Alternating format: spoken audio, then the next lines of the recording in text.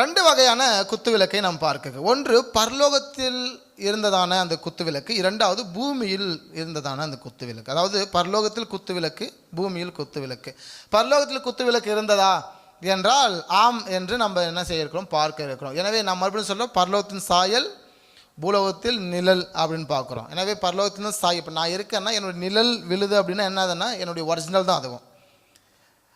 நான் இல்லை ஆனால் என் நிழல் மாத்திரம் இருக்குது அப்படின்னா என்ன அர்த்தம்? அதுக்கு அது டூப்ளிகேட்னு அர்த்தம். அது பிசாசானவன் செய்கிற வேலை. எனவே நான் இல்லை ஒரு நபருங்க.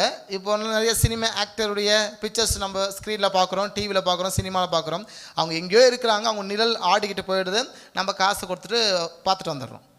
3 மணி நேரம் அவங்க நிழல் அங்கே கிரியை செய்யுது, அது டூப்ளிகேட்டு. ஆனால் நான் இருக்கும்போது என் நிழல் பக்கத்தில் விழுது அப்படின்னா அது என்னது, ஒரிஜினலுடைய காப்பி. ஒரிஜினல் நான் ஒரு புத்தகம் எழுதுகிறேன், நான் ஒரிஜினல் ஆத்தர். எனவே நான் ஒரு புத்தகம் எழுதுகிறேன், என் புத்தகத்தை நானே ஜெராக்ஸ் போட்டால் அது காப்பி, என் புத்தகத்தை தேடி கொண்டு போய் நீங்கள் ஜெராக்ஸ் போட்டால் அது டூப்ளிகேட். புரியுதுங்களா சொல்கிறது? எனவே ஒரிஜினல் கூடவே என்ன தான் இருக்குன்னா அந்த காப்பி இருந்துட்டு இருக்குது. எனவே இதுதான் கர்த்தராகிய தேவன் அப்படி இருப்பாரனால் நம்மளாம் சாயல் நம்மளுடைய ரூபத்தின்படி வாழ்கிறோம். ஆமென். அவருடைய அந்த ஸ்ட்ரக்சர், அவருடைய ரூபத்தின்படியும் அவர் சாயலின் படியும் தான் நம்ம என்ன செய்யறோம்னா அவர் பக்கத்திலே அப்படி ஒதுங்கி நிற்கிறோம். எதுவாகனா நிழலாக இருக்கிறோம். எனவே பரலோகத்தின் சாயல் தான் பூமியிலே நிழல் என்று படிக்கிறோம். எனவே இந்த குத்துவிளக்கு பரலோகத்தில் இருந்ததா என்றால் ஆம், இருந்தது. அந்த பரலோகத்தில் இருந்த குத்துவிளக்கு எப்படி ஆண்டவர் பூமிக்கு கொடுத்தார், அது எப்படி பூமிக்கு வெளிச்சமாக இருந்தது என்றெல்லாம் நம்ம பார்க்க. முதலாவது இந்த பரலோகத்தில் இருந்ததான குத்துவிளக்கு, இந்த தேவாலயத்தில் இருந்ததான அந்த குத்துவிளக்குடைய அர்த்தம் என்ன அப்படின்னு பார்த்தீங்கன்னா வெளிச்சம் என்ற வார்த்தை. எனவே வெளிச்சம் என்ற வார்த்தை இருந்தால் அந்த மென்னோரா என்றதான எபிரேய வார்த்தை வந்தது. எனவே மென்னோரா என்ற வார்த்தை எபிரேயத்தில் பயன்படுத்தப்பட்டுள்ளது. இங்கே நீங்கள் பார்க்கும்போது இந்த குத்து விளக்கில் 7 அகல்கள் உள்ளன. எவ்வளோ அகல்கள் உண்டு பாருங்கள், இங்கே உங்கள் ஸ்க்ரீனில் கூட இருக்குது. 7 அகல்கள் இருக்கும். 1 2 3 4 5 6 7 அகல்கள் இருந்தது. வேதாகமத்தில் 9 அகல்களையும் பயன்படுத்தினார்கள். ஆனால் அந்த ஆசரிப்பு கூடாரத்துக்குள்ளே இருந்தது அப்படின்னு பார்த்தீங்கன்னா இந்த 7 அகல்கள், பரலோகத்தில் இருந்தது அப்படின்னு பார்த்தீங்கன்னா இந்த 7 அகல்கள். எனவே அவை எரிந்து ஆசரிப்பு கூடாரத்துக்கு வெளிச்சம் கொடுக்கும். எரியும் விளக்கு தேவனுடைய ஒளியையும் அவர் சமூகத்தின் மத்தியில் பிரசன்னமாயிருப்பதை காட்டும். ராமன் சொல்லுவோமா? எனவே அவருடைய சமூகத்திலே அவர் சமூகத்தின் மத்தியில் எப்படி காட்டும்னா அந்த முகத்தின் மத்தியில் பிரசன்னமாக இருப்பதை அது காட்டினது. எனவே இங்கே நம்ம தொடர்ந்து பார்க்கும்போது பரலோகத்தில் இருக்கிறதான அந்த குத்துவிளக்கு, அந்த குத்துவிளக்கை சகரியா ஒரு தீர்க்க தரிசனமாக பார்க்க, ஒரு விஷன் தரிசனம் பார்க்குறாரு. ஏன்னா தரிசனம் பார்க்குறாருன்னா இங்கே வாசிக்கலாங்களா, எல்லாம் சேர்ந்து வாசிக்கலாங்களா? சகரியா 4:1 என்னோட பேசின தூதன் திரும்பி நித்திரை பண்ணுகிற ஒருவனை எழுப்புவது போல் என்னை எழுப்பி நீ காண்கிறது என்னவென்று கேட்டார். அதற்கு நான், இதோ முழுவதும் பொன்னினால் செய்யப்பட்ட குத்து விளக்கை காண்கிறேன்.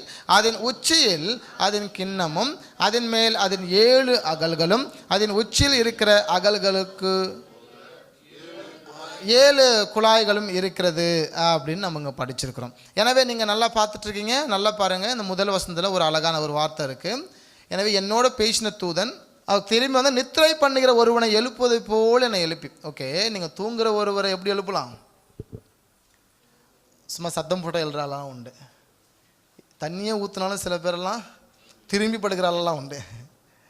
இப்போது நல்லா இருக்கிற ஒரு ஆளை பலவந்தம் பண்ணி எழுப்புனா உங்களுக்கு எப்படி இருக்கும்? இப்போ நீங்கள் எல்லாம் நல்லா தான் இருக்கீங்க, இப்போ நீங்கள் எல்லாம் நல்லா இருக்கீங்க, உங்களை பலவந்தம் பண்ணி நான் எழுப்பும் போது அப்போ அது இம்பார்ட்டண்ட்டாக அலாட்டாக நீங்கள் பிடிச்சிக்கணுன்றதுக்காக உங்களை என்ன செய்கிறேன். எனவே அவர் பாருங்கள், அவர் தூங்கலை, பட் தூங்குகிறவனை எழுப்புகிற விதமாக ஒரு அலைக்கு குளிக்கும் அப்படியே ஒரு அதிரி கேட்குறாரு. ஓகே, இது ஏதோ முக்கியமானது போல் இருக்குது, அப்படி கவனமாக பார்க்குறேன். ஏன்னா அது முக்கியமான ஒன்றாக இருக்கிறபடினாலே அவன் தூங்கலை, பட் அவன் தூங்குகிறவனை போல அவனை எழுப்பினால் எந்த அளவுக்கு அவனை குலுக்கி பலவந்தம் பண்ணி எழுப்ப முடியுமோ அந்த அளவுக்கு ஒரு தூதனாகிய ஒருவர் எனவே அந்த சகரியாவை எழுப்புகிறார்.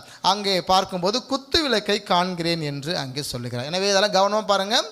இதோடைய விளக்கத்தை எல்லாம் நாளைக்கு நம்ம பார்க்க இருக்கிறோம். எனவே இந்த பரலோகத்தில் இருந்த குத்து விளக்கை சகரியா பார்க்கறத நம்ம பார்க்குறோம். ரெண்டாவதாக இங்கே அந்த சகரியா பார்த்த அந்த விஷன் என்னென்னா இதுதான் தரிசனம். எனவே நம்ம இந்த படத்தை மாத்திரம் பார்த்துவோங்க. இந்த படம் என்னெல்லாம் இருக்கிறதோ அதுதான் சகரியா பார்த்த தரிசனம். பரலோகத்தை என்ன பார்த்தாருன்னா இந்த படத்துடைய அந்த ஸ்ட்ரக்சர், அந்த காரியங்கள் தான் அவர் பார்த்தாரு. எனவே அதை நீங்கள் மனசில் மட்டும் வச்சுக்கிடுங்க. வெளிப்படுத்தல் 1ஆம் அதிகாரம் 13ஆம் வசனத்திலே அங்கே யோவான் எழுதுகிறார். எல்லாம் சேர்ந்து வசிக்கலாம். அந்த 7 குத்துவிளக்கு மத்தியில் நிலையங்கி தரித்து மார்பருகே பொற்கச்சை கட்டியிருந்த மனுஷகுமாரன் கொப்பானவரை கண்டேன். எனவே இந்த யோவான் எங்க இந்த விஷயத்தை பார்க்கிறார்? பரலோகத்தில் பார்க்கிற 7 குத்து விளக்கின் மத்தியில் எனவே இயேசு இருக்கிறதாக அங்கே கண்டேன் என்று அவர் சொல்லுகிறார். அது மட்டும் இல்லாமல் அந்த 20ஆம் வசனத்தில் வாசிக்கும் போது வாசிக்கலாங்களா? என் வலது கரத்தில் 7 நட்சத்திரத்தின் ரகசியத்தையும் 7 பொன் குத்து விளக்கின் ரகசியத்தையும் எழுது. அந்த 7 நட்சத்திரங்களும் 7 சபையின் தூதர்களாம். நீ கண்ட 7 குத்து விளக்குகளும் 7 சபைகளாம். எனவே தேவாலயத்தின் குத்து விளக்கின் 7 அகல்களும் 7 சபையை குறிக்கிறது. ஒரு ஆமென் சொல்லுவோமா? அந்த அகல்கள் இருக்கு இல்லைங்களா? இந்த 7 அகல்களும் 7 திருச்சபை. 7 திருச்சபையின் 7 சபையின் ஆத்துமாக்கள். ஒரு திருச்சபை என்ன, நம்மலாம் இங்கே இவ்வளோ பேர் இருக்கோம்னா நம்மளாம் ஒவ்வொருத்தரும் ஒரு சபையாக இருக்கிறோம்.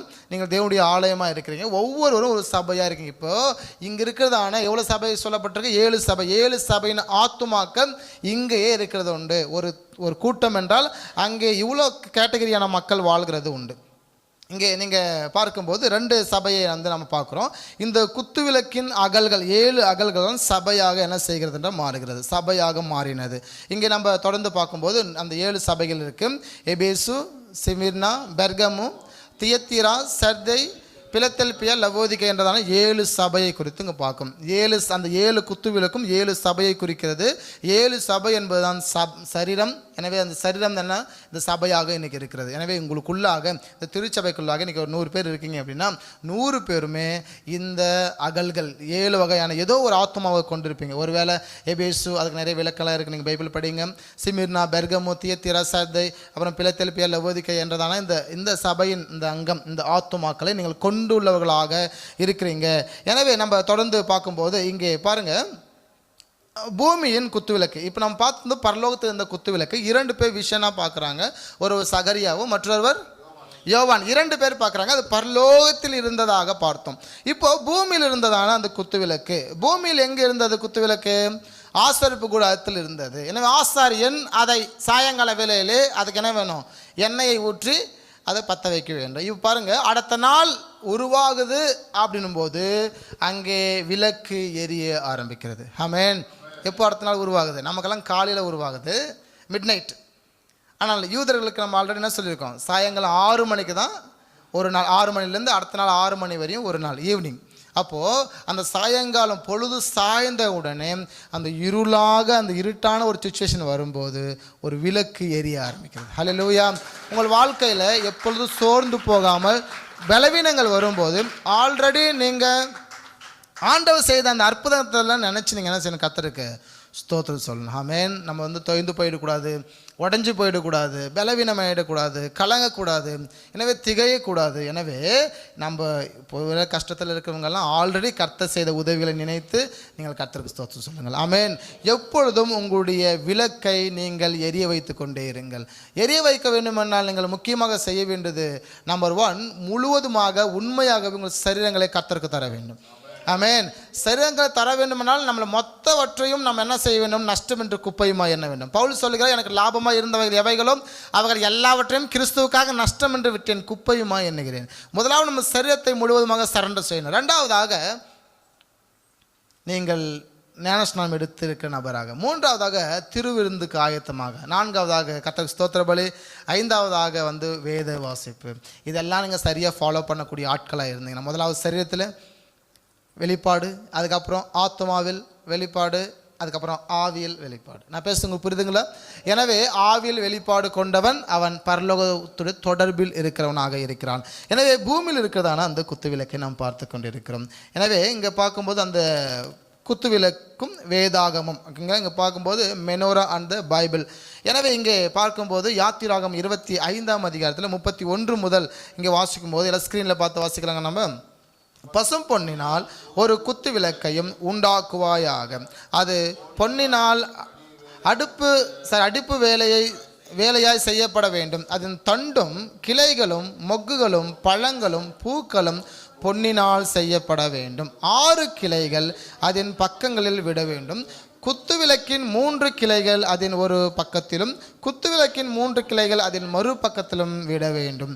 ஒவ்வொரு கிளையிலே வாதுமை கொட்டைக்கு ஒப்பான 3 மொக்குகளும் ஒரு பழமும் ஒரு பூவும் இருப்பதாக. குத்துவிளக்கிலிருந்து புறப்படும் 6 கிளைகளிலும் அப்படியே இருக்க வேண்டும். எனவே இங்கே வாசிக்கும் போது விளக்கு தண்டிலோ வாதுமை கொட்டைக்கு ஒப்பான 4 மொக்குகளும் பழங்களும் பூக்களும் இருப்பதாக. அதுக்கப்புறம் அதிலிருந்து புறப்படும் 2 கிளைகளின் கீழ் ஒரு பழமும் வேறு 2 கிளையின் கீழ் ஒரு பழமும் மற்ற 2 கிளையின் கீழ் ஒரு பழமும் இருப்பதாக. விளக்கு தண்டிலிருந்து புறப்படும் 6 கிளைகளும் அப்படியே இருக்க வேண்டும். எனவே நம்ம இதுவரையும் படித்தது உங்களுக்கு புரிஞ்சிருக்காது. ஆமாவா? நிறைய பழங்கள், மொக்கு, பூ, அது வாதுமை கொட்டை அதெல்லாம் பார்த்தோம் நம்ம, இல்லைங்களா? ஓகே, இங்கே பாருங்கள், இன்னும் நம்ம சுருக்கி படித்தோம். 22 வாதுமை பூக்கள், 27 பூக்களிடையே இணைப்புகள், 7 விளக்குகள், அதாவது இந்த விளக்கு திரி எண்ணெய் 7லும் இருக்கும். அப்படின்னா 3 × 7 21. இங்கே பார்க்கும்போது 21 இணைப்பு பகுதி, அந்த பகுதி பொருட்கள் பூக்களிடையே இருக்கும். இங்கே பார்க்கும்போது 22 மொக்கு, பூ, பழம் இருக்கும். எனவே 3 துளியும். பட் இந்த ஸ்டிக்சர் 1 2 3 தான் இருக்கணும், நிறைய இருக்குதுல்ல. ஓகே, 3 இருக்க வேண்டியது, இதில் 4 இருக்கணும், பரவாயில்ல, நிறைய இருக்குது, 4 இருக்க வேண்டிய 1. எனவே இந்த மொக்கு, பூ, பழம், இந்த ஒரு ஒரு விளக்கு இதெல்லாம் பார்த்தீங்கன்னா 66 இருக்கும். 66 என்பது நம்முடைய வேதாகமத்தின் புத்தகங்கள். எனவே ஒரு நபர் மொக்காக இருக்கிற நபர் பூவாக மாற வேண்டும். பூவாக இருக்கிற நபர் கனி தர வேண்டி மாற வேண்டும். இல்லை நான் மொக்காக தான் இருப்பேன்னா என்ன அர்த்தம்? அதுக்கு உங்களை கட் பண்ணி, இல்லை நான் பூவாக தான் இருப்பேன், நான்லாம் பழம் விட மாட்டேன் அப்படின்னே சில விசுவாசி உட்காந்துருப்போம் காலங்காலமாக. அந்த பூவாகவே இருக்குன்னா எங்களுக்கே சந்தேகமாக இருக்கும், இது ஒரிஜினலாக டூப்ளிகேட்டா, இல்லை ஏதாவது செயற்கை முறையில் ஏதாவது இருக்கா, இது பயன் இல்லாத பூவா. இப்போது மொக்கிலிருந்து ஒருத்தன் பூக்கு மாறணும் அப்படின்னா அவனுக்கு வேத வாசிப்பு நிச்சயம் தேவை. ஆமென். ஒருவன் வேத வசனம், வார்த்தை தான் ஒரு மனுஷனை ஸ்திரப்படுத்தும், ஒரு மனுஷனை உருவாக்கும். எனவே நீங்கள் மொக்காக இருக்கிற உங்கள் வாழ்க்கையை நீங்கள் என்ன செய்யுங்க? வேதத்தை வாசித்து பூவாக மாறிடுங்க. பூவாக இருக்கிற உங்கள் வாழ்க்கை என்ன செஞ்சுருங்க? பழமாக இருந்தால் தான் அது தேவனும் மற்றவர்களும் பயன்படுத்த முடியும். ராமன் சொல்லுவான், முதிர்ச்சி ஆகவில்லை, அதாவது ஆவிக்குரிய வாழ்க்கையில் முதிர்ச்சி ஆகவில்லை என்றால் அது நாம் பயன்பாட்டில் இருக்க மாட்டோம். இப்போ சின்ன குழந்தை இருக்குது, சின்ன குழந்தைக்கு சோறு ஊட்டுறோம். சோறு ஊட்டும்போது என்ன சொல்லி விட்றீங்க?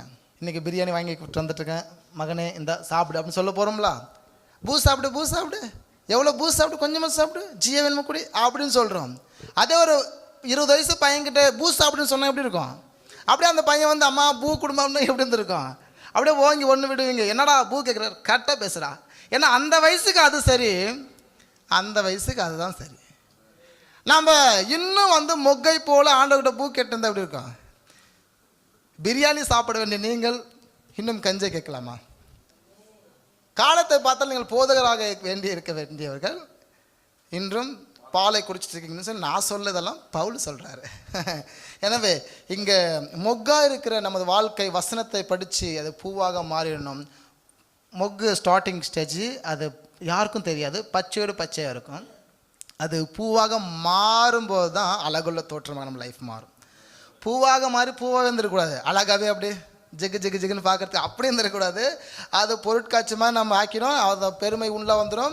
அப்புறம் நான் என்ற அகமம் வந்துடும். எனவே வசனம் சொல்லுது, நான் என்ற அகமம் உள்ளவன் கர்த்தர் அவனுக்கு எதிர்த்து நிற்கிறார். ஓகே, அடுத்த ஸ்டெப்பு என்ன உண்டாகணும்? பழமாக மாறணும்.